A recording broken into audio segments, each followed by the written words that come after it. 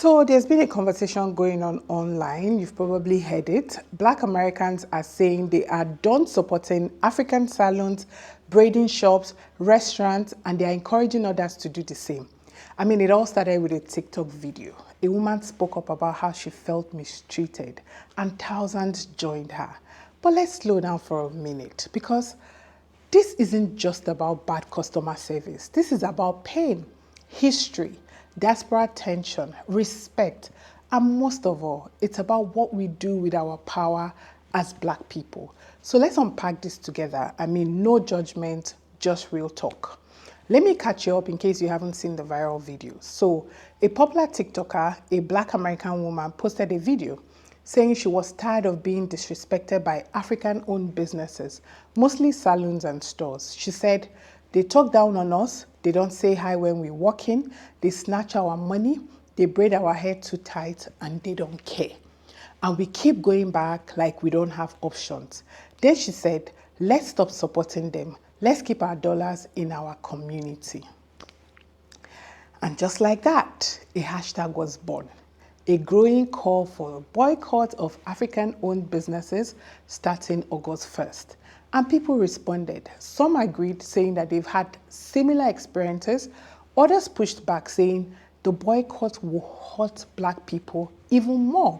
And now guess what? The internet is on fire about this. Before we get lost in the drama, let's pause and ask a deeper question. Why are we turning on each other?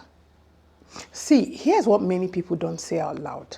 There's been tension between Black Americans and African immigrants for years. Some Black Americans feel judged. I mean, they say Africans think they are better than us. They'll come here and look down on us. Meanwhile, some African immigrants say Black Americans don't respect us. They think we are weird. They think we're too traditional. They insult our accent. So it goes both ways. It's basically like cousins from the same family, but raised in different houses, different cultures, different wounds. And now we are in the same room, the same city, the same spaces, but we haven't healed. Let's be honest, some African businesses do have very poor customer service. I mean, I've been there myself. You walk in, no greeting, no smile. Sometimes you feel like you're a bother just for asking a question. But here's what we need to ask. Is this a cultural issue or just bad business? Because in some African cultures, people don't do hi, welcome. No, it's not personal. It's not rude. It's just different. When you're used to a different kind of friendliness, it feels cold.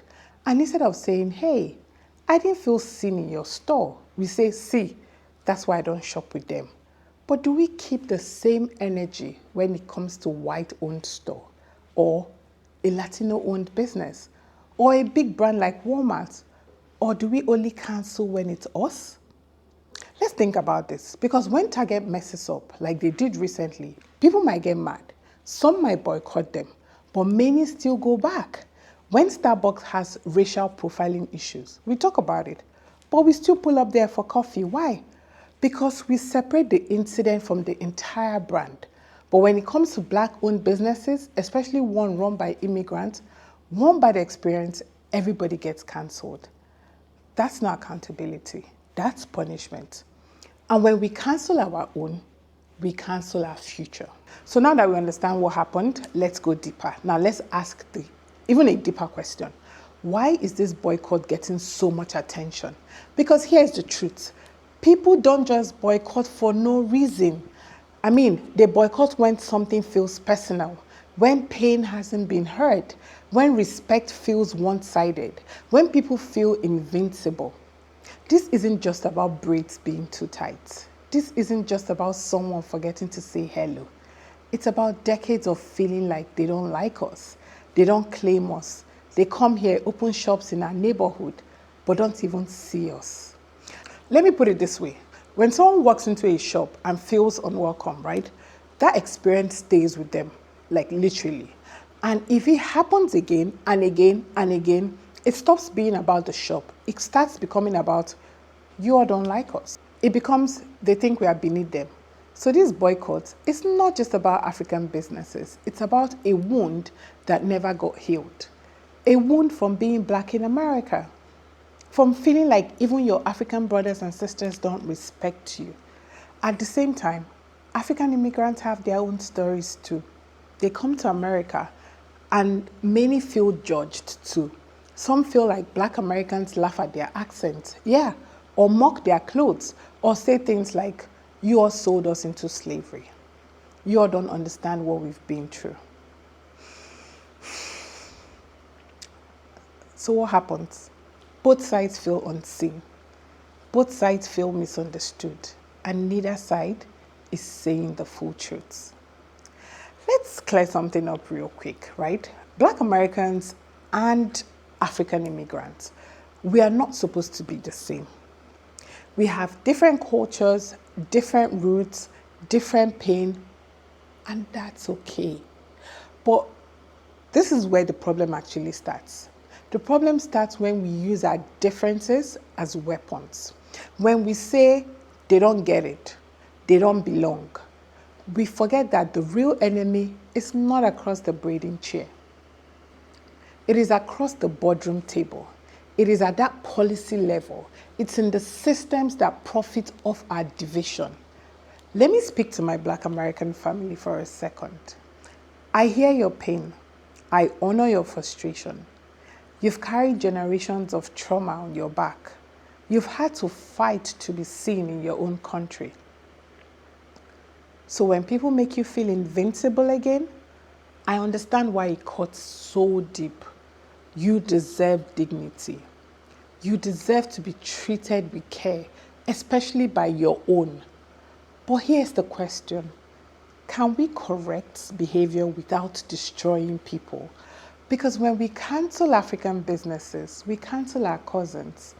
We cancel mothers, fathers, sons, people who are also trying to survive. Now let me speak to my African brothers and sisters. If you come to America to build a better life, I salute you. But please understand, if a Black American walks into your shop, they are not just another customer, they are family.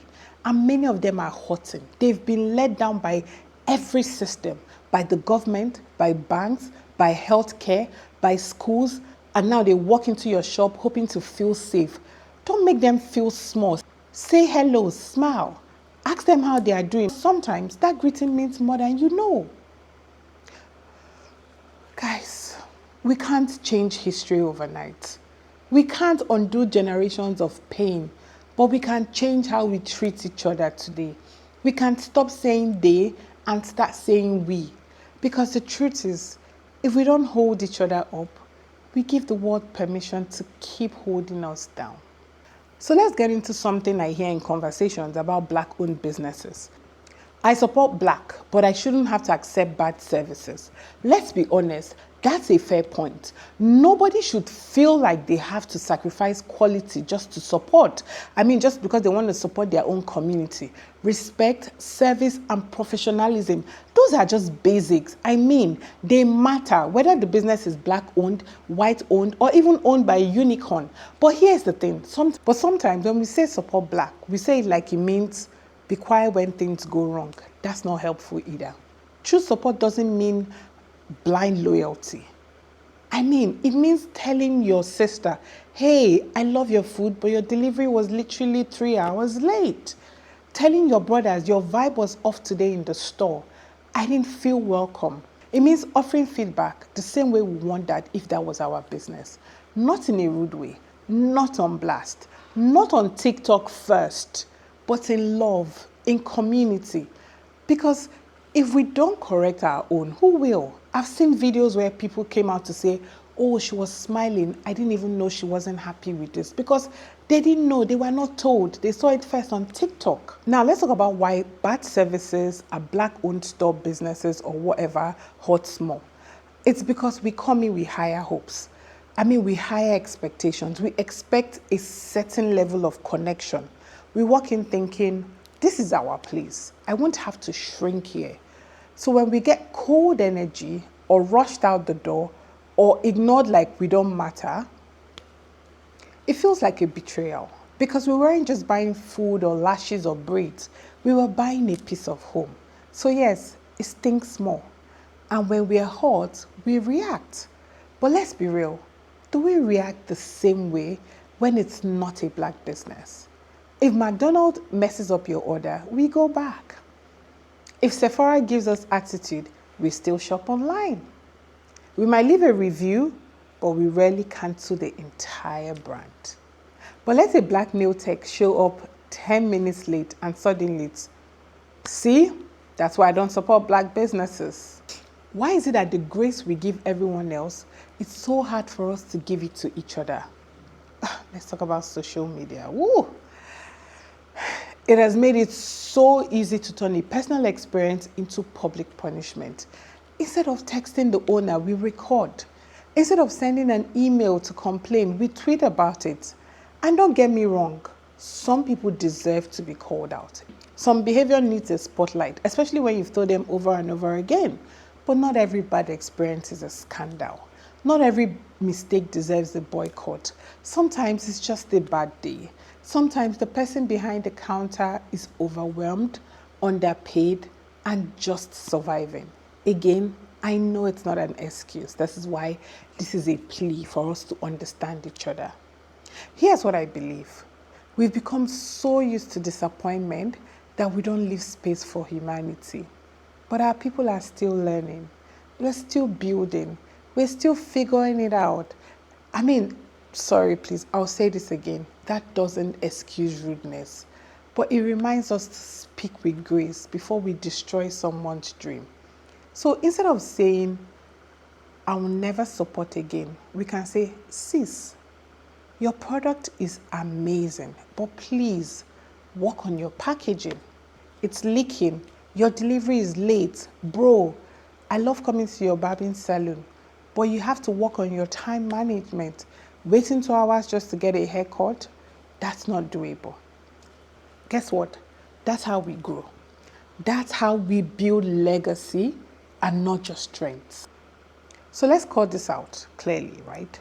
Cancel culture is not accountability. It's a shortcut. It's like mic drop without a conversation.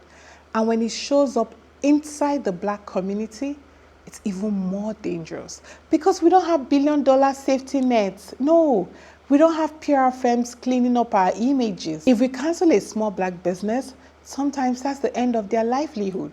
That's rent, that's school fees, that's groceries. So please, let's be careful with our power because once we burn down a black-owned business, what do we build in place of that? So let's flip the camera for a second, because while it's so easy to talk about what customers experience, we don't always talk about what business owners are going through. Especially African immigrants trying to build something from the ground up in a country that's not their own. So today, let's give space to the other side of the story. Now picture this. A woman from Senegal opens a braiding shop in Atlanta. She doesn't speak perfect English. She's trying to raise 3 kids. She sends money home every month. She's renting a small space, paying expensive US tax. She doesn't have business training. She doesn't understand how reviews work. She doesn't know branding. All she knows is, I can braid, so I can use that to feed my family. She cannot afford to fail. So she works 7 days a week, no sick leave, no staff, no break. And then one day, a customer walks in, gets a rushed service, and puts her on blast online. Just like that. Her business is at risk. Over $100 hairstyle that could have been corrected. You see, the moment a black business opens its doors, the pressure starts. People expect perfect service, perfect presentation, instant reply, affordable prices, flawless communication, all while expecting you to act like a Fortune 500 company on a street vendor's budget. And when you mess up once, they say, that's why I don't shop with you. Meanwhile, white-owned businesses can be average and still thrive. Let's not sugarcoat it. Black-owned businesses face less access to loans, higher rent in black communities, no generational safety nets, racism in the supply chain, and now getting criticized from the very people they hoped would support them. It's exhausting. And for African immigrants, add a thick accent and visa status to that list. Now they are trying to survive and not offend anyone in a country they are still learning. That's pressure. Let me say this loud and clear.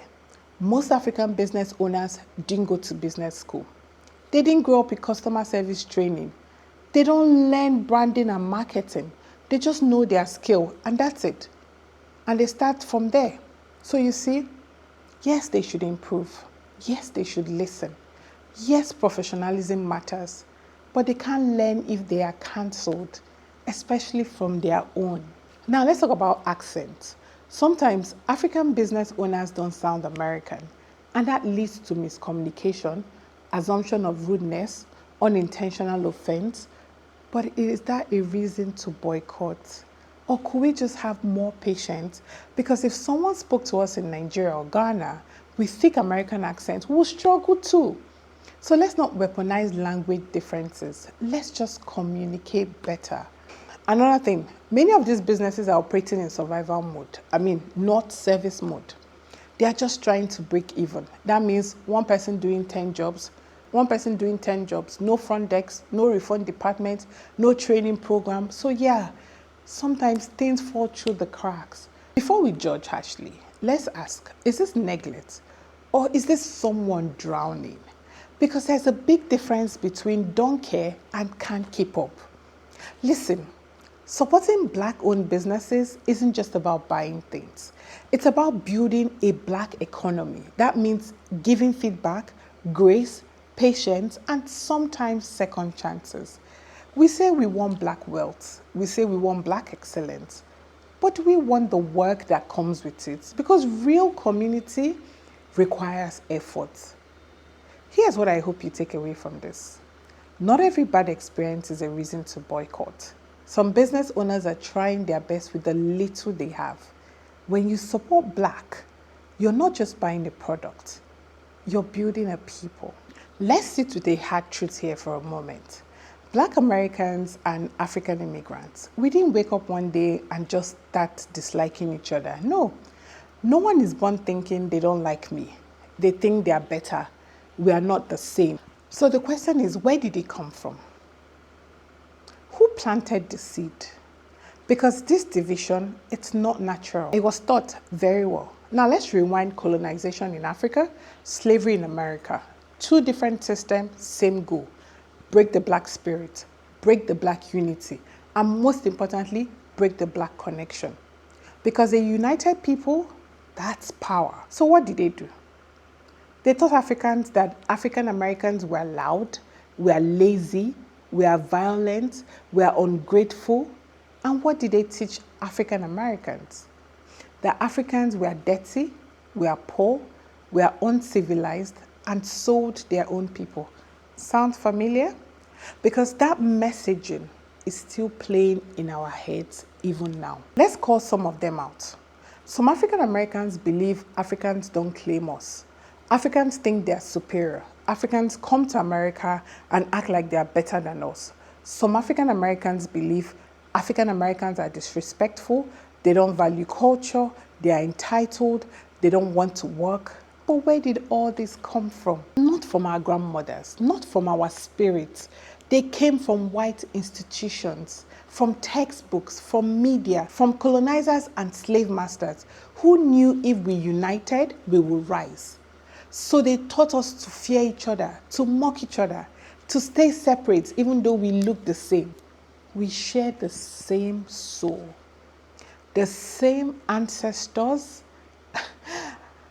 And when we link arms, even with our differences, we become unstoppable. What if, instead of competing, we collaborate? What if African Americans helped African businesses learn customer service and African immigrants shared business models from back home? What if we supported each other's kids? What if we did shared resources? What if we build global networks? Because the only people who benefit from our division are the ones who want us broke, bitter, and too distracted to build. So let's say you've had a bad experience at a Black-owned or African-owned business. You didn't feel welcomed. You felt disrespected. Maybe you even left that place thinking, see why I don't support us. Now pause. What happens next? Do you tell everyone on Twitter? Do you post a rant video on TikTok? Because here's the truth a lot of us don't like to admit. We don't know how to have hard conversations with each other, especially in our community. You know why? Because many of us were raised in silence. Yeah, we were told, just take it and move on. Don't talk back. Don't be confrontational. So when someone upsets us, especially another Black person, we don't correct with love. We cancel with fire.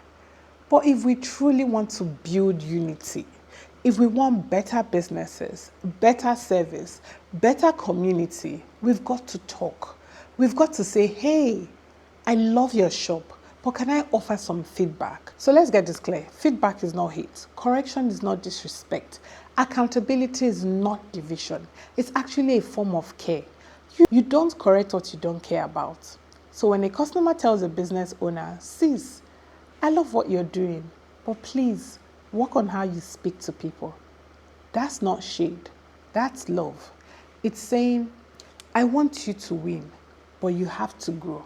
And if we can learn how to receive that without ego, we'll unlock real progress. Here's where we go wrong. We come with accusations, not observations. We raise our voice, not our standards. We talk at people, not with them. And then we wonder why nothing changes. But imagine if we shifted the tone. Instead of saying, you all are always rude, we say, hey, I didn't feel acknowledged when I came in. Is that something you can work on? That changes everything. Listen, business owners are humans too. Some are tired, some are carrying trauma, some are figuring it out as they go. So instead of shaming them publicly, let's give them room to grow privately. That's what community does. And if we must call someone out publicly, let it be intentional, not emotional. Let it be about awareness, not revenge. We've all heard the phrase, buy black. It's on t-shirts, hashtags, stickers in shop, windows.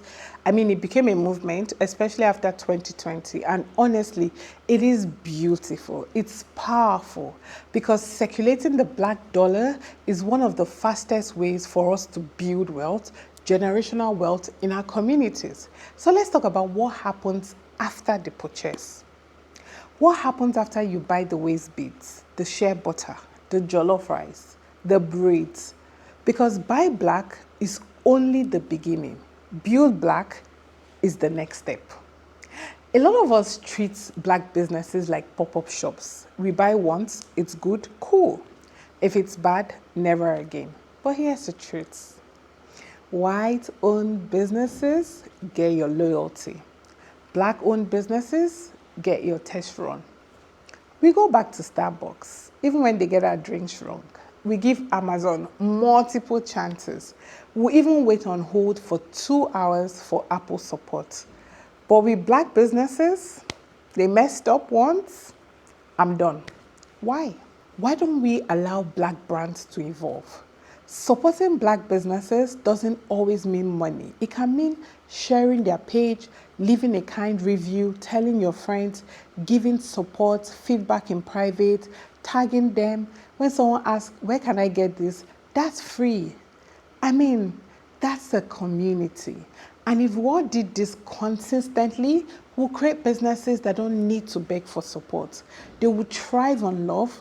Let's take it further. Building black means mentoring young black entrepreneurs, funding their ideas, even if they are not polished yet, helping with branding, customer service, content creation strategy, creating a network. Is asking, how can I help this business stay open for 10 years, not 10 sales? That's the long game. That's the legacy. So here's the question a lot of people ask. What if I've tried to support a black-owned business and it's just not working?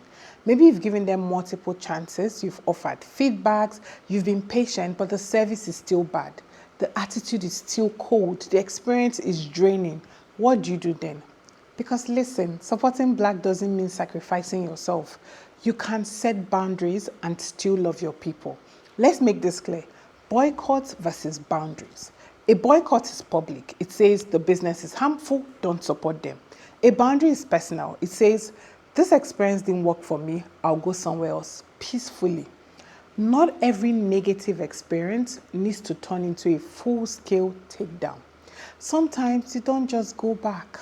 Yes, you don't have to announce it. You don't have to drag the entire community. You don't have to go back there. You can protect your peace and keep your dignity. Let's be honest, some businesses are not ready for support. So if you've been disrespected, maybe they've treated you anyhow, taking your money without a good refund policy, it's okay to walk away. You're not less pro-Black for saying this isn't for me. Just like we ask business owners to do better, we also have to protect our energy, our own coins. But it's how we walk away that matters. Do you exit with class or with chaos? Sometimes we confuse calling out with caring. But if we truly care about the community, we'll try calling people in first. That means reaching out privately, giving honest feedback, making spaces for growth. And if they don't respond, then you move on. But you still move with respect, because burning someone down doesn't always bring change. Sometimes it just spreads ashes. Here's another truth. Not every Black business is your assignment. You don't have to fix everyone. No, you don't have to make it work. If it's costing your peace, if a space doesn't feel safe or professional, find another place. But don't turn your one experience into a campaign against all of us, because that's what the world already does. We can say, I hope they grow, but I'm not going back. We can say, that wasn't a good fit for me, but I still want to see them succeed. That's a healing behavior. Boundaries aren't betrayal, but that's how we love each other and love ourselves as well.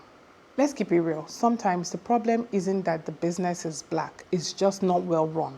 And that's okay to admit, because we want our businesses to compete globally, to scale, to grow past the neighborhood shop. And that won't happen if we never address the cracks in the foundation. So yes, set your standards high. Just do it with love, not with destruction. Now we have unpacked a lot. We have talked about the reasons people boycott Black-owned businesses, the pressures African businesses and African business owners face, the trauma and trust, that divides us, the role of class, language, and history, and the difference between boundaries and betrayal. So here it is, the real question. Where do we go from here? Let's be honest. One speech won't change it. One hashtag, one video will not fix everything overnight. No, because we're not just dealing with customer service here. We are dealing with generational trauma, colonial wounds, internalized shame, ego, exhaustion, and centuries of systems that made us turn against each other to survive. But guess what? We are not stuck. Yeah, healing might be slow, but it is possible. And it starts with how we treat each other. Let's normalize grace and growth. You can hold people accountable and still cheer for them. You can set boundaries and hope they evolve. You can critique without condemning. You can say, this experience didn't serve me, but I still believe in you. That's maturity. That's community. And that's what building together actually looks like. Before I go, guys, here are simple, powerful things that we can do today. Leave positive reviews for Black-owned businesses. Yes, the ones that get it right. Give gentle, direct feedback when things go wrong. Share Black-owned brands on your socials without waiting for perfection. Support businesses, even if you can't. Like if you can't buy, support with comments, reposts, referrals. Speak life into Black entrepreneurs. Start a resource group if you have knowledge in maybe marketing, good customer service, finance, offer it. And if you're a business owner, listen. Listen more than you defend. Invest in communication skills. Ask for feedback. Don't fear it. Say thank you. Smile. Even if the world is coming to an end or whatever, when a Black person walks into your store, smile, welcome them. We may come from different parts, but our roots run deep in the same soil. Black Americans carry the fire of survival. Africans carry the seed of origin. Together, we are the whole story. We are the bridge between what was stolen and what will be restored. So let's stop debating who suffered more. Let's stop competing for who is more black. Let's stop seeing each other as strangers, because we are not strangers. We are cousins. We are siblings. What if this time we choose each other? What if it's time we didn't cancel? We didn't mock? We didn't assume the worst of each other?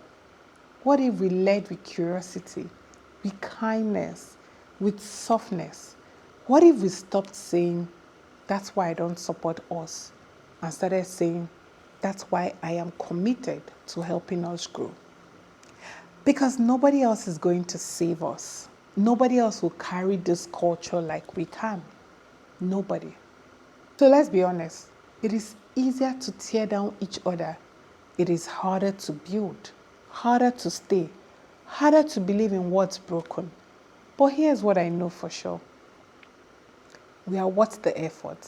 Our businesses, our voices, our people, our future.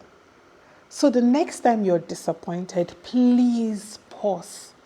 Speak with intention. Set your boundary with grace. And remember, black owned doesn't mean perfect. It means ours. And we must protect what is our own. Not with silence, not with shame either, but with love, accountability, and vision. Thank you so much for watching this video, and I do hope that it has made a change. I appreciate you.